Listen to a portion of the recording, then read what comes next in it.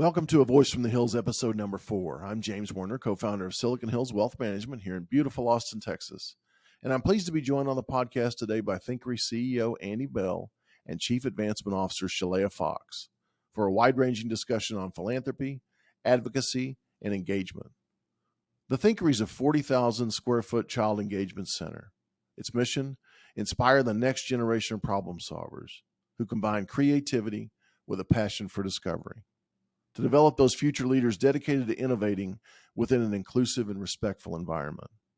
And both Andy and Shaleiah are uniquely qualified to speak to the issues and opportunities facing donors, development and engagement officers, and board members and executives. And they're also ready to talk to the unique challenges inherent in working with children and other underrepresented populations. Our goal is to help everyone listening become a better donor, a more powerful and effective advocate, and to really feel the joy that occurs at the intersection of engagement and impact. So let's get started. James Werner is the founding partner of Silicon Hills Wealth Management. All opinions expressed by James, his co-host, and guest are solely their own opinions and do not reflect the opinion of Silicon Hills Wealth Management. This podcast is for informational purposes only and should not be relied upon as a basis for investment decisions. Clients of Silicon Hills Wealth Management may maintain positions in securities discussed in this podcast. Good afternoon, and thank you for joining us. I thought we'd get started with our traditional introductions, but what I've noticed in working with people in the industry and working with our clients is that philanthropy kind of starts with a spark. Everybody has that spark. So as you give your introduction and your background, if you could just help our audience understand what was the spark that created your wish to start that charitable journey. Shaleiah, why don't you go first? Sure. So if I could think back to what was the defining moment that led to my spark, was realizing that the community had a role to play to improving lives of those in foster care. And so my journey with philanthropy really started with a nonprofit that I founded about 10 years ago. And the opportunity to see the impact of what is possible when the community comes alongside, invests their time, their talent, their resources in making life and the pursuit of happiness, if I could, for foster care youth possible. It was really exciting and inspiring for me. I don't know that I understood the value of philanthropy up until that moment.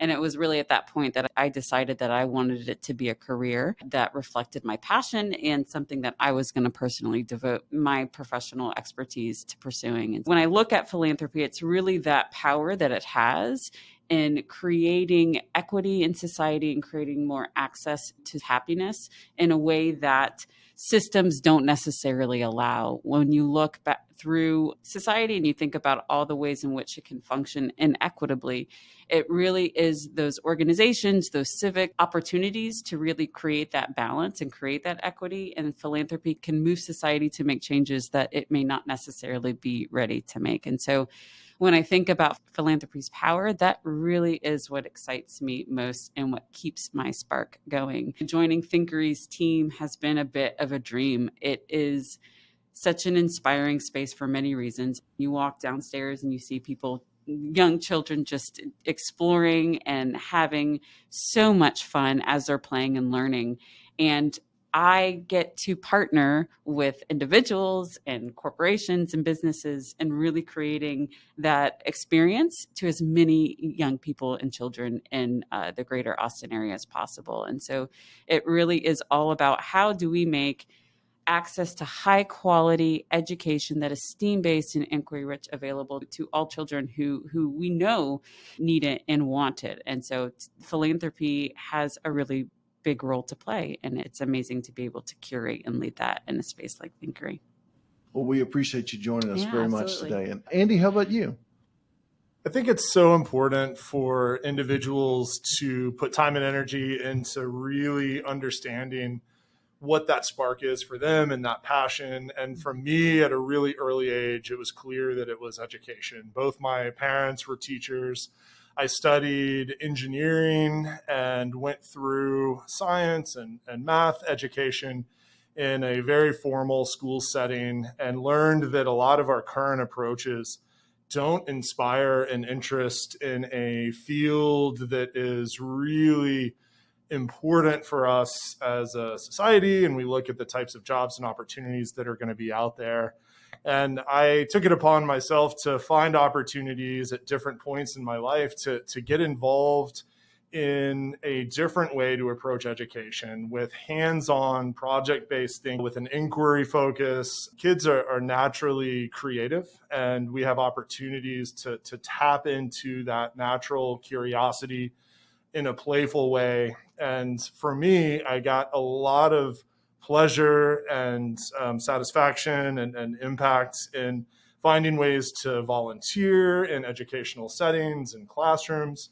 That led to me becoming philanthropic with organizations who had proven their impact in this space to complement our formal education system with these informal, engaging, fun experience. And I feel like I've just had a really phenomenal opportunity professionally to actually follow my passion in hands-on STEM education, and not only be a donor, but to get involved in organizations by serving on boards, and now to have the opportunity to lead Thinkery, an organization that is providing that spark and the types of experiences that kids need to prepare them for the dynamic world that they're going to enter, and to try and find ways that we can reach those in the community that have traditionally been underserved. And now on the other side of the donor coin, to find individuals and companies and corporations who are committed to making a change with their time, with their energy, and with their contributions, and to be able to really match someone's interest and passion with efforts that are transformational in the local community is just critical for the way that we are going to drive more equity in our communities and make a true impact for the lives of those around us. And so, like many people who've taken the charitable journey and kind of switched roles over time, I mean, you really started as a donor. That's exactly right. So I started as someone in the tech industry and found opportunities to be a donor, to be a philanthropist, to see ways that organizations, I think, were making great use out of contributions, to see the power of partnerships in different nonprofits and collaborations to scale that type of impact. And then a role that folks can play as a donor and getting involved on boards, and to get involved with their time as well as their dollars. We can support impactful organizations in the community that are really driving systemic change in critical areas that individuals are passionate about. And just to stay on that topic for a second, because this is really important. So for people who are donors, how do they, and they're really passionate, they want to donate not just their resources, but their time and their passion, how do they get the organization to see them? How do they connect with that organization? Because we find a lot of our clients, that's one of the difficulties involved in the process, is connecting a willing donor with that organization. How do you reach out to them? How do they connect back to you? Yeah, I think that is a really great question. I think as an individual really interested in giving of their time and learning more, I think there's no way to overstate how important it is for our community to check in and ask, how can I help? I think that there's this thought that there is a channel with which it should happen and which the connection should be made, but it really could be as simple as reaching out and asking, how can I help? I think that there's enough social media, if anything, it really provides really fantastic ways to learn about the organizations that reflect our own philanthropic passions. I think the best way to do it is to do some research, follow the ones that really resonate with you, and take the step, reach out and say, hi, I'm here. I would love to be involved. How can I help? I think giving is one way to be on an organization's radar, and it's an important one. But that volunteer leadership, that showing up, is so incredibly important, because here's the deal. You as a person who is saying, what you're doing, your mission resonates with me, it aligns with my own values. that is so meaningful to hear that from an organizational standpoint, because it says what we're doing is being received positively, so much so that they're taking time out of their day, their lives, to reach out and say, how can I help? And I think it's that first step. It could be volunteering just as a, traditional volunteer. It could be volunteer leadership, which is so critical, serving on the board, serving on committees. If there's a community leaders council, I think that there's no way to understate that value. And really, once you decide that it is an organization that you do believe in and that you do want to spend your time with, opening up your network and your community to bringing those folks into that organization is incredibly valuable. I think about how nonprofit organizations really had to shift how they engaged with their donor community and their community as a whole. Events are really hard. And I know that a lot of people utilize that opportunity to engage and to give and to learn more about what an organization is doing. But I think we're going to see a shift. I don't know that events are going to be it. So reaching out and providing other ways that an organization can tap into your community are going to be critical to the sustainability of the organizations that people love. And so, again, following and finding ways to volunteer and connect, and just ask, say hello, schedule a coffee with the executive director, the CEO, the chief advancement officer, development directors. I mean, that there's no better way to make the day of a volunteer coordinator or even a development director was saying, how can I help? So I think it's as simple as that, truly. We had spent some time with our clients on developing their own charitable mission statements. Mm-hmm. Yeah, I developed mine after speaking with you about on that. Your own personal level. Absolutely. And one of the things we noticed, I really love how the Thinkery has done theirs, where you break it into your mission statement, but also your vision statement and then your values, which is kind of unique. There's not many organizations that are doing it in that level of detail. But what we found is that it's not just developing that mission statement, it's then communicating it to the people that you're working with. So in your position working in the Thinkery, when you have a willing partner or you have somebody that's going to reach out to you, how do they do that? What's the most effective way for someone, other than getting on your general donor base or buying a membership or something like that? What do they do to really connect with your organization? I think that one of the just critical elements to start that engagement is this recognition that individuals can make a huge impact by deciding that they are going to get involved. And so I just want to build on this great conversation and dialogue and recognize and acknowledge the importance of making that first step, and also recognizing that while there are a lot of different ways to begin with an organization, starting that engagement and using that to build on as you move forward. At Thinkery, we try and make engaging with us as open as possible. And so there are many different volunteer opportunities. There are ways that you can give to the organization as a whole. There are ways you can get involved in specific programmatic areas that we're focused on.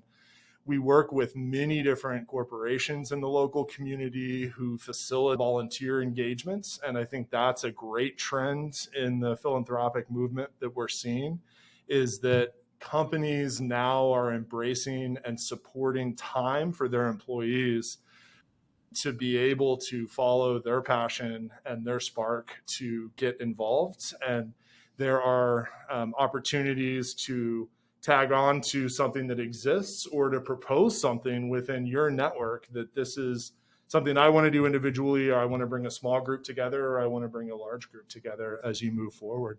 But you can typically find those opportunities on websites. So you can go to our website at thinkeryaustin.org or other nonprofits' websites and find those ways that you can get involved either as a donor or a volunteer.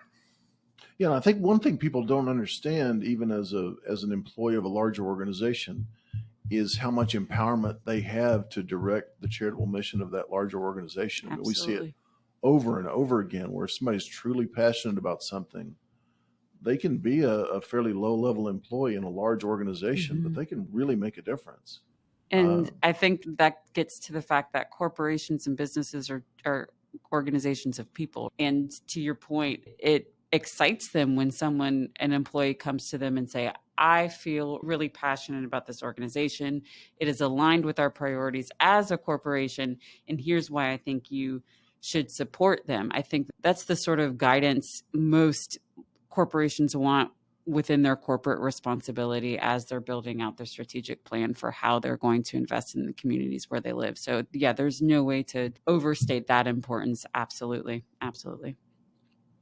And the people that you work with, how long do you think it takes to turn a brand new donor into a truly engaged donor? Is there a length of time? Is there a particular journey that someone goes through to get there? Because we see a lot of our clients that are donors but not engaged donors. Yeah. Maybe they're giving loyalty gifts, or they're doing stuff out of habit, but they haven't quite got that intersection of engagement and impact. Yeah. How do you see that transforming? I think that is such a great question. And I think it varies depending on the donor. So one of my most favorite recent quotes that I've heard about giving is that fundraising happens at the speed of trust. And you can't speed that process up. There's really no way. And because there are people who give out of loyalty, they've already had that trust built in. And it's really about making sure that you are staying connected to them so that they know that it is their time to give, right? And there are donors who just simply want that. They want to get that end of the year letter appeal. They want to get that annual report. They want to be reminded that, hey, we're here. We're still doing good work. Thank you so much for your support. It's time to give again. But what we're seeing with the next generation, if I could say, and I don't say that around age, but just this new wave of mindset, maybe exactly, of philanthropists, because I don't know that there's ever been an easier time to be a philanthropist. There's GoFundMe's, there's all these crowdsourcing. And I want to say is if you are giving, it does not matter the amount. If you are taking from your pockets or your time and you are giving to an organization that is mission driven, you are a philanthropist. And I think what we're seeing in this new wave or this new vision around giving is that people, they want to be loyal, but that loyal comes after they understand the impact of their gift and they understand how it relates back to their values. And so that right there, that trust building, it takes time, and it really is up to the organization to be really thoughtful in the ways that they continue to communicate. I think it also depends on how they come to know you. Do they come to know you as a guest of a donor or a current volunteer at an event, which events aren't necessarily happening in the same way that they are? Or do they give first? And depending on how they come to know that organization, that length of time can vary. And I think that an organization that understands that there's no timeline in building that trust, so that fundraising is impactful both ways. If they know that, then they're not in any hurry to really grow that relationship, that they understand that it takes time and it's a really wonderful journey when it happens the right way. Well, and the Thinkery as an organization is kind of in a position to become involved at a very early stage of a child's life. And it was interesting on your website.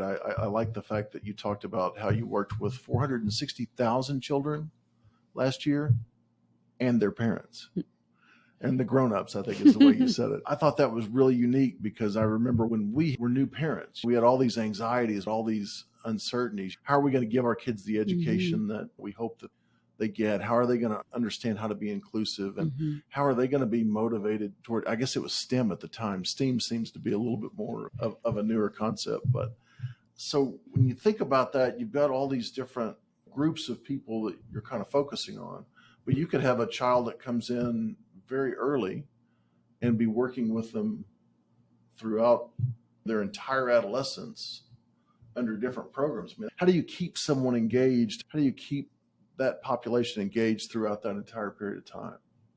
It's such an important question, and it speaks to the larger importance of partnerships and the educational system and the role that someone like Thinkery can play.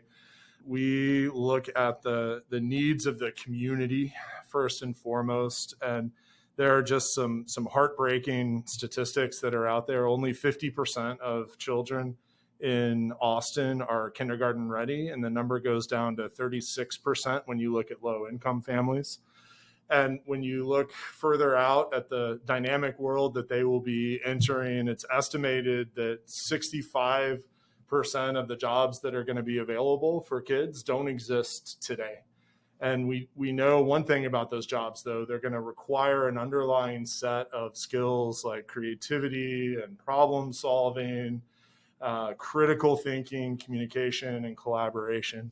And so our role at Thinkery at a very early age, as you articulate, is to create that spark and love for learning that can be the first step on this long journey.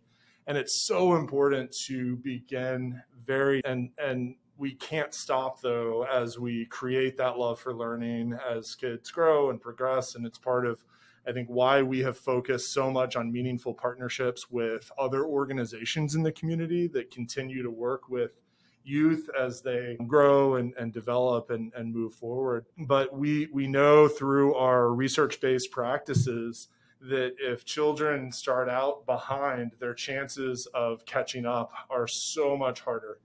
And the role that we can play as an institution that is there for both caregivers and kids is a way to show and model that learning is fun, that open-ended inquiry and creativity are fundamental skills that we want everybody to have and to build on, and that parents do need to play an active role in the development of their child, whether it's in a children's museum, whether it is following up on projects at school, whether it's on other endeavors from that side. And we are very excited and passionate that our work is with the entire family and really empowers an opportunity for growth and development in such an important area. So the inclusion of the adults in the program is both intentional and vital, right? I mean, if you don't have buy-in, it's really tough, right? I mean, for any of us parents who ever had a child that fell behind in math or fell behind in any program, I mean, we can sympathize with that. Imagine being behind to start and having your economic reality be the reason why you're behind. Yeah. And I think donors hearing this and people who've been fortunate enough to have been provided a great education or somehow found one for themselves, and they're looking for a way to pay it forward, looking for a way to really focus on that. I know in my case, I was the first person in our family to graduate from college. Maybe not the first one to graduate from high school, but close. But I was the first one to graduate from college. And once I did that, I noticed that I think 6 out of our next 8 eligible people in our family actually graduated from college. And you get that kind of like, you don't really understand what that means until it happens to you. But you have to have that first generation that all the other generations can model themselves after, and it's programs like yours that make that happen. And then Shaleiah, you talked about showing up in your community, and that really kind of stuck with me. I really like that. How would you describe that to the average donor or the average person who wakes up one day and says, you know what, I haven't done a good enough job being an advocate for what I care about. I haven't done a good enough job donating my time, my talent, and my resources. I need to show up for my community more. How would you recommend they do that?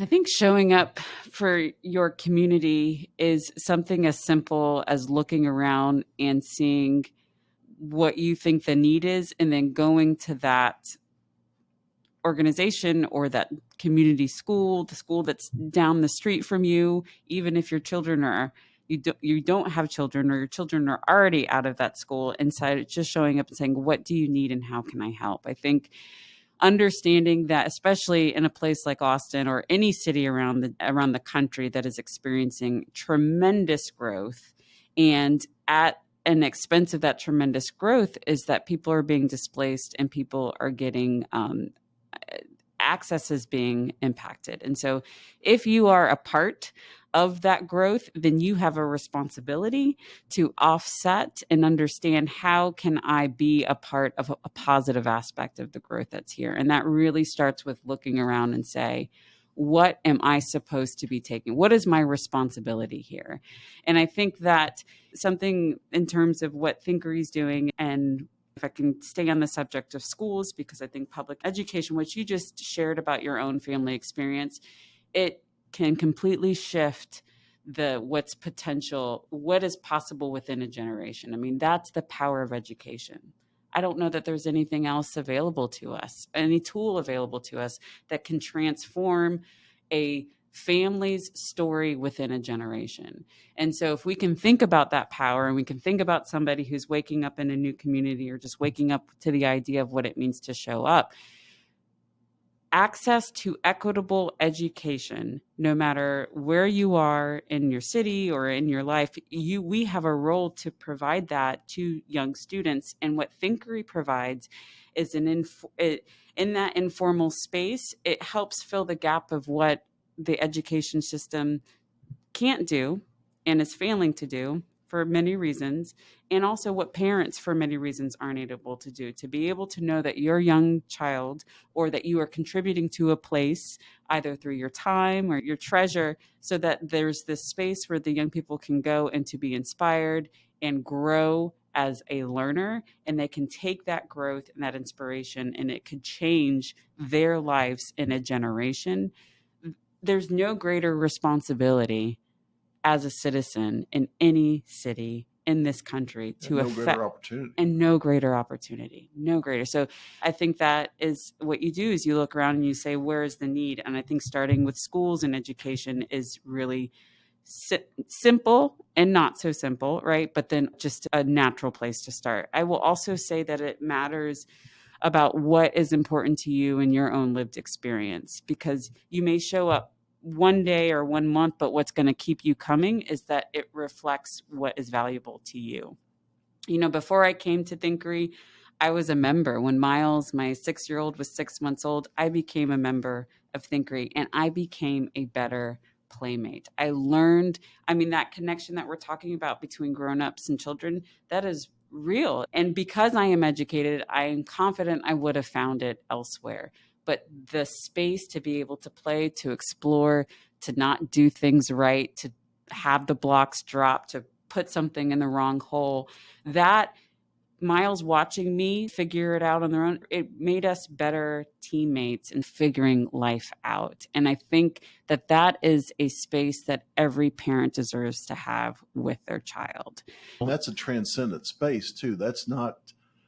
Yeah, exactly. That has no tie to anything else other than your relationship between you and your kid. Which moves on, it starts, or it has a moment of time in one space, but then it continues at the dinner table, and it continues on the car ride home. So it's pretty powerful. And so if showing up is something new and you really are wondering, where does that start? I think our schools and our education spaces, you can't go wrong, but it does have to reflect your own personal values. Well, I'm a child of public school. All my kids have gone to public school, and we've had tremendous success. We're very happy in what we've gotten out of the public school system. But by the same token, I think that we had privilege that allowed our kids to be ready when they went. And so what you're telling me, Andy, is that 35% of the lower income kids are ready to start kindergarten, which means 65% aren't.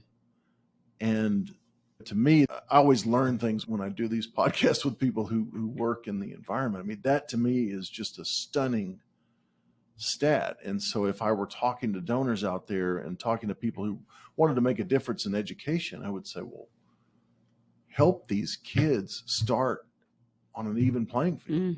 It's truly heartbreaking. And it is the opportunity, though, that donors have to help scale and bring these experiences and programs to those who need them the most.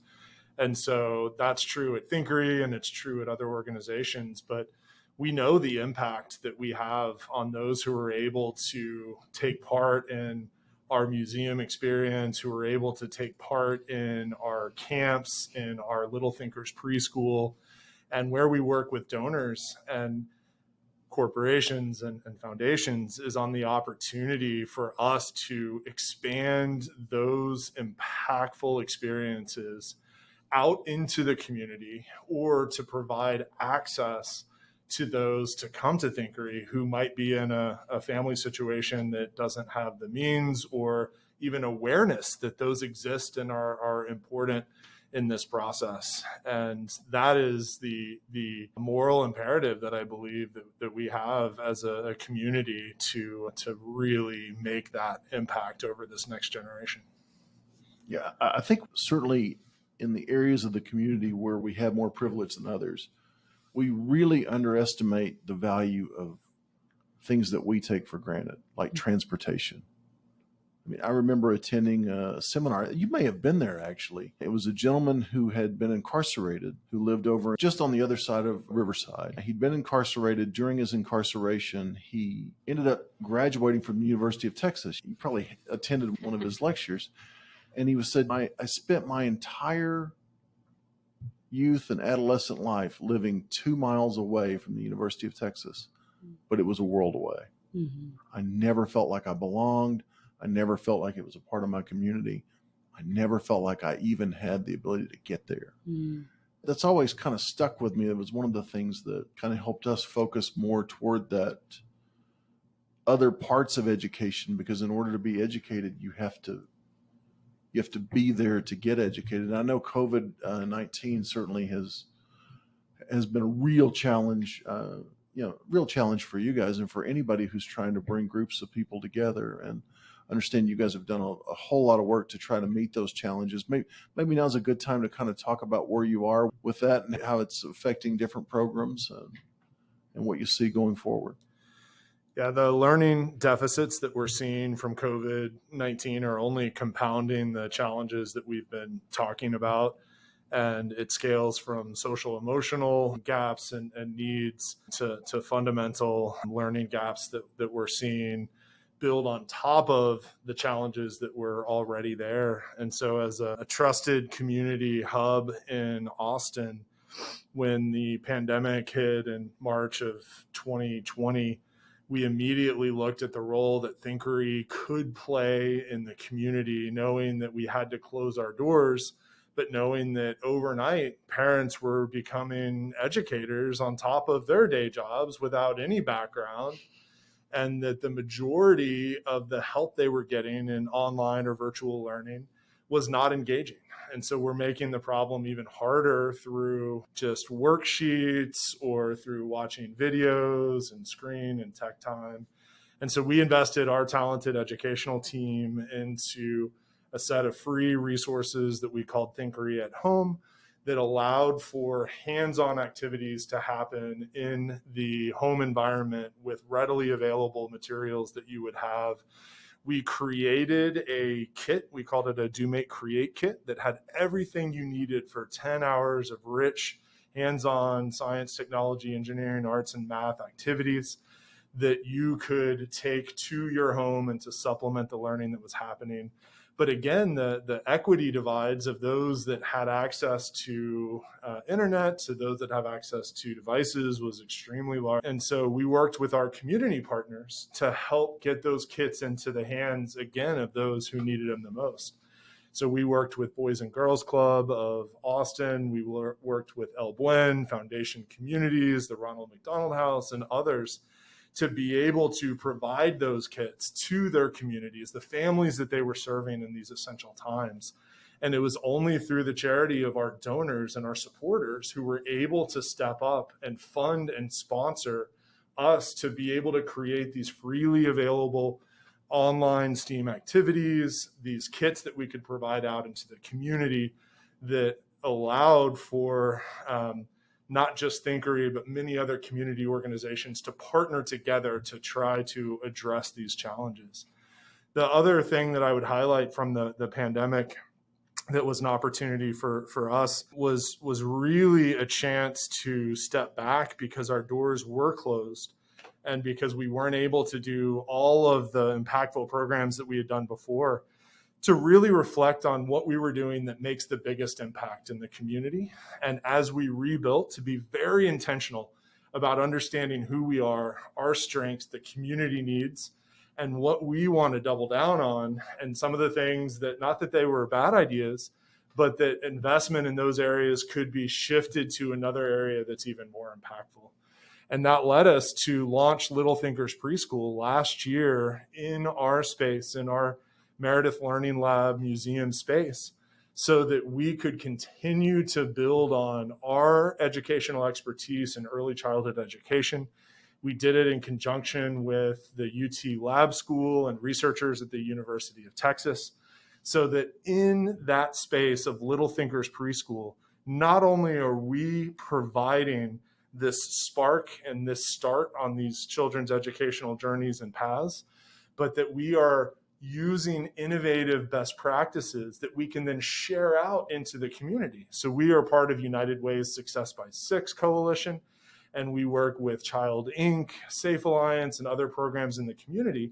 And we provide professional development based on our best practices and our educational expertise on how their programs that are reaching a really wide range of families in the community can benefit from this approach that is engaging, that is proven, that is based on research to make that impact. So the pandemic for us was just an opportunity, I think, to become even more connected and to understanding that community need, and for us to invest in those areas that are going to make the biggest impact through partnerships and collaborations, and then to provide opportunities for donors and clarity on how their support of Thinkery can be transformational in us scaling these programs and growing these programs to reach more of the community that we want to reach.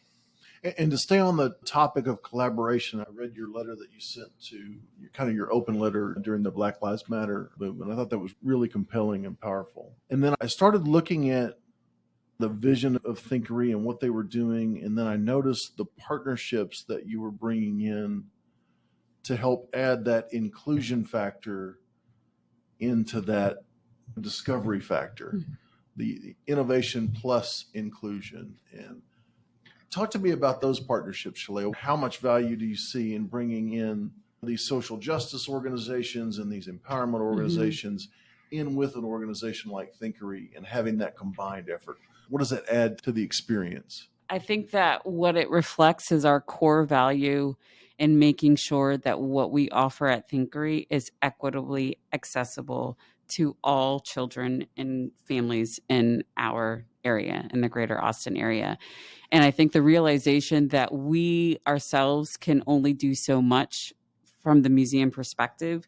We can open our doors, we can say, please come, all are welcome. But if we don't have those intentional, meaningful connections with the trusted organizations that communities go to in their time of need, in their time of celebration, in their time of community, then they're not going to know that this is a place for us. And here's the deal, by having these relationships in place, we are building a culture of belonging within our museum, but that starts with meeting them where they're at. And we do that through saying that we are supporting you because the organizations that you trust us. And so by the time they come to the museum, that there's no daylight between the understanding that this space is for them and everything that's happening in here is for them, as well as any other young person that they might imagine to be a beneficiary of the great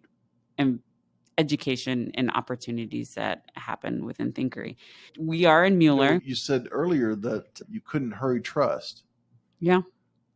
But hearing you say that, maybe this is a lesson for other organizations out there, that by collaborating with organizations that have already built that trust, maybe you can hurry trust.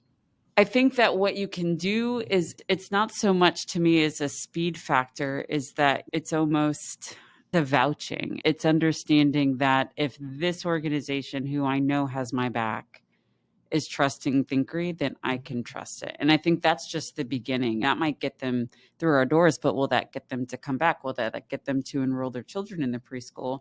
Will they come back for summer camps? That's the part that can take some time. The other piece too is that we accept the responsibility of being in a location that is a part of exactly what I was saying, is this a part of this changing landscape of our city.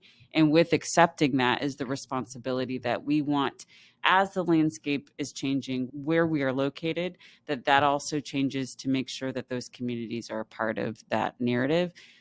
And as we grow and as we expand our services and what we offer within the community, that we're doing it in ways that is responsive to community need. And that is something that Andy led with when we started this conversation, is that everything we do, we know that what we do is necessary. We know that what we do is impactful, and we can do it in a number of different ways. We've just told you a fraction of the programs that we offer, but every community has different needs. We cannot assume that we know what's best for them. And that starts with listening. And when they know that we're listening and that we want to respond in a way that's meaningful to them, then that's when that trust happens. I think that it's within our fiber and who we are as an organization that every young person that comes, and they're grown-ups that come through the door, they see themselves represented and they see themselves as belonging and deserving of what we have to offer, because they are. Oh, wow. That's great.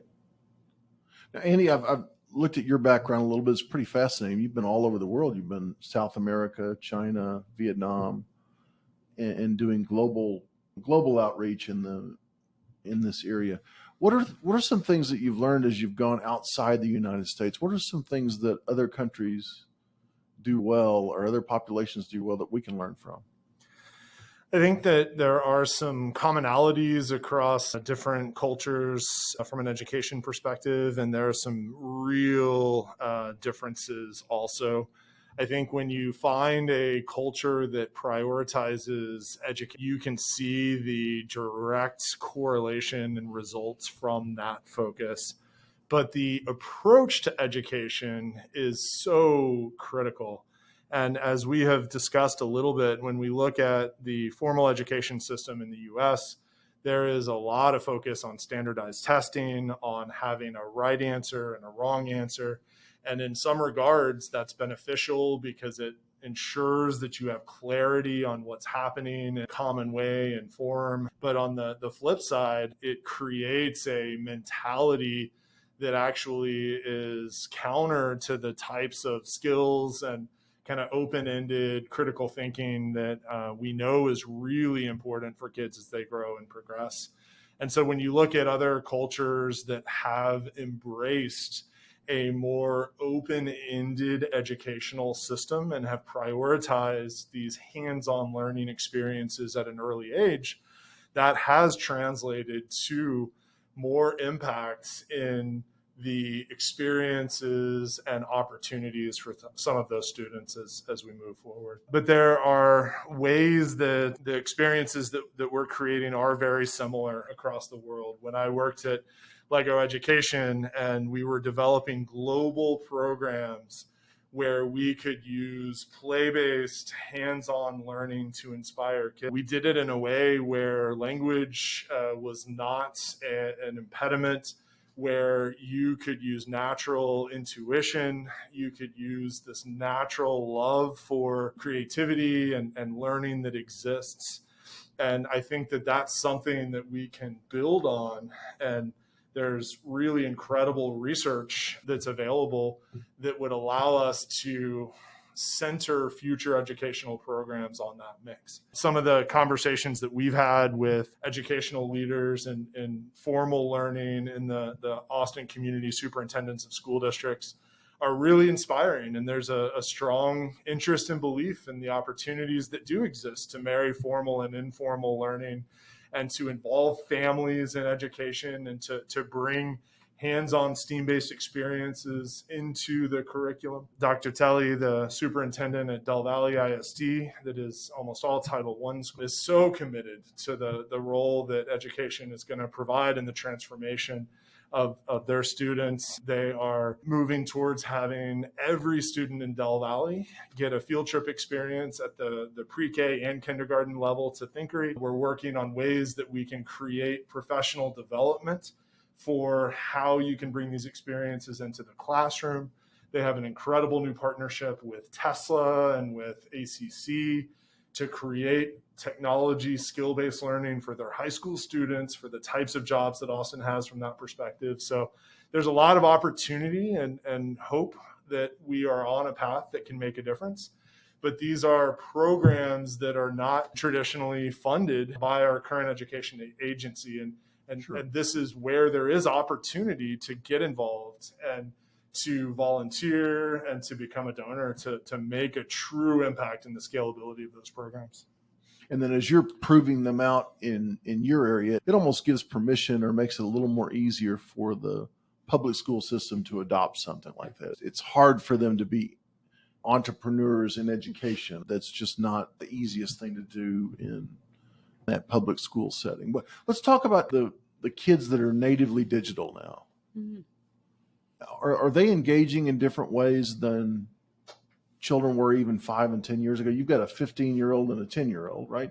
Is there a noticeable difference between how they engage? I absolutely think so. I think my girls are already teaching me tricks in technology that I didn't know were possible. I think that technology and design of technology in a thoughtful and intentional way can play a really critical role in the world of education. When you think about computational thinking, which is really an underlying area of focus that we're learning is more and more important and critical as we move forward. Some of the games that are being played, when you look at the simulations and the worlds that are being created in programs like Roblox or other very common applications that are being seen out there. There's some really exciting technology in the world of educational robotics. And so when you look at what Lego Education is another example has done with Mindstorms and with Lego WeDo, an area that I spent some time professionally working on, there is such a important need to integrate that technology piece, the T in STEAM, into the way that students are learning, help level the playing field in many regards as well, right? Like we always hoped that virtual learning or online learning could be the silver bullet and it could democratize education for everyone because everyone has access to it. And I think that what most parents and everyone from the pandemic would agree when we got to try 100% virtual education is that that's probably not the solution by itself, but some hybrid of using that technology and supplementing what's happening in an in-person setting and environment is extremely important. And technology can play an exciting role there. Yeah, I think we've all been forced into hybrid roles and we've realized that there's some things that have changed for the better, but this is really great stuff. So if you could just speak to us for just a second about, I know both of you have been on all aspects of that philanthropic community. You've been the donor, you've been the board member, you've been the community engagement officer, and now you're the leadership, right? What have you learned throughout that journey that you would pass on to somebody else? Or what do you wish your beginning donor self knew when you started that you know today? I think take the leap, get involved, take the time to determine what that personal mission statement is, what that spark is for you, and start working on it. And as you get involved, be thoughtful, take the experiences and skills that you have that are unique and find ways that you can meaningfully contribute to organizations. I think there's no one path that everyone takes, and that's a good thing. Sometimes the biggest hurdle is that folks don't feel like they know how to start, or I want to get involved, but I'm not sure I have time to do this. And just prioritizing that this is an opportunity that you individually have to make such a significant impact, and that can be incrementally built on as you grow and progress. And as Shaleiah said, the size of the donation is not the critical element. It's that you have made this decision, that you are prioritizing your time and your dollars to give back and to make an impact in your community, and then to use those experiences to share with others around you who were probably in the same boat, who were thinking there's more that I want to do, but I'm not sure how to do that. And so how do you then activate your network and involve your group to also get involved by showing them what you have done? Yeah, I think when we talk to our successful clients who've really bridged that philanthropic gap, it's the first part of the process is finding an organization that you think you connect with. The second part is you giving that organization a reason to connect with you. Tell them who you are, why you're excited, why you're interested. I think the donors that we've had and the clients that we've had that have been able to share their mission statement with an organization, tell them, here's who I am, here's what I want, here's what I'm all about. And not only that, here's how long I think I'm going to be contributing to your organization. This isn't a one-time thing for me. That's the most powerful thing. But then there's that, you said it so well earlier, Andy. You talked about the obligation to become better informed about the organization that you're working with, or you felt that need. And I think that is so true. There's so many of us that are working with an organization, and we don't know everything we could about that organization. We start, we connect, we work in a part of it, but we don't take that next step. We're not inquisitive enough to ask that next question and get that education. Andy nailed it. But I think one of the parts we don't talk about a lot is be prepared for the joy that comes from giving to an organization or a cause that moves you deep down in your soul. I mean, there's research that says that when you give, it is on levels of just experiencing euphoria. And there's a reason why we get that giddy when we support organizations that we love, is because we are making possible opportunities of transformation in ways that we cannot do alone, right? So when we're supporting the organizations that are doing the work that we're really passionate about, or we learn about what they're doing and we think is cool, it does it. And I think that's also important too. We want it to be a passion because that's what makes that relationship grow. But even if it's something that you think is really cool, that first act of giving, whether of your time or your treasure, there's so much joy that comes from that. And I think that's something to be really prepared for, that I don't know that we talk a lot about when we talk about philanthropy. We really are talking about the impact that you're going to make, but that impact that happens within you is super special. Also, and that's okay too. That's absolutely. And I think specifically with your clients, James, and understanding that it's people who are thinking about the impact that they want to make beyond their lifetime, even if that's it within the plan, getting involved now and learning more about the organization that you are going to impact for years to come is a gift for you. It's a gift for them. I mean, to be able to understand the dollars and the support that's coming to them in the future is from this person that cared about the organization and its mission so much that they're taking the time to get to know them now. That is a gift to that organization that transcends that future legacy support. And in other times that we've had a chance to work together, I mean, I have grown tremendously from donors who were not giving right now necessarily, giving in the future. And that has been so meaningful for the organization, but it has led to impact giving that may not have been possible if they did not speak up and get to know the organization today. So I think that's really an important point. And looking at organizations that are a part of the fabric of the city. We're one of the most visited cultural institutions in the city of Austin. We're going nowhere. We're 2 years away from our 40th year anniversary. And so what does it mean to invest in institutional organizations in a place that you call home, in a place that you love, whether it's in Austin or anywhere else across the country or the globe? I think that's the power of philanthropy, the joy and the power of it. It's a gift to have you both here, and I appreciate your time so much. Love the work that you're doing. If you could just give our listeners some contact information, how can they learn more about the Thinkery and the programs that you guys are bringing about? Oh, I am so happy to answer this question. So you can visit us at thinkeryaustin.org and visit our website. You can learn all about the great programmings that we talk to. You can click on support, and that's where you can actually give to Thinkery very easily. I think there are a number of ways to give beyond just giving online, and I would love to talk to anybody who wants to explore those operations. They can contact me directly, sfox, like the animal, at thinkeryaustin.org. Additionally, we're on all the social media platforms. Our handle is at thinkeryaTX. They can also reach out to the general info at thinkeryaustin.org email. But we love to hear from anyone and everyone, so definitely reach out. And we just thank you so much for this time, James. And that brings us to the end of episode number 4. Thank you so much, Annie and Shaleiah, for your time and expertise. I think everyone who's listening is going to draw some perspective and some motivation from the conversation that we've had today. So really thank you very much for that. There are always so many great takeaways that you can take from a really meaningful conversation. For me, I took away 3 from today's podcast that I'd like to share here at our conclusion. Number 1, it's crucial that you show up both in your community and for your community.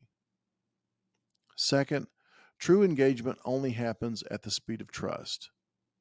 And organizations and donors have a role that they can both play to help build that trust.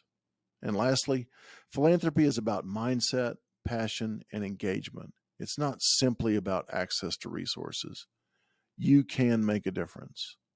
We hope you enjoyed today's conversation, and hopefully within it you'll find that motivational spark you need to energize your giving and maximize your impact. Thank you so much for listening and engaging with us.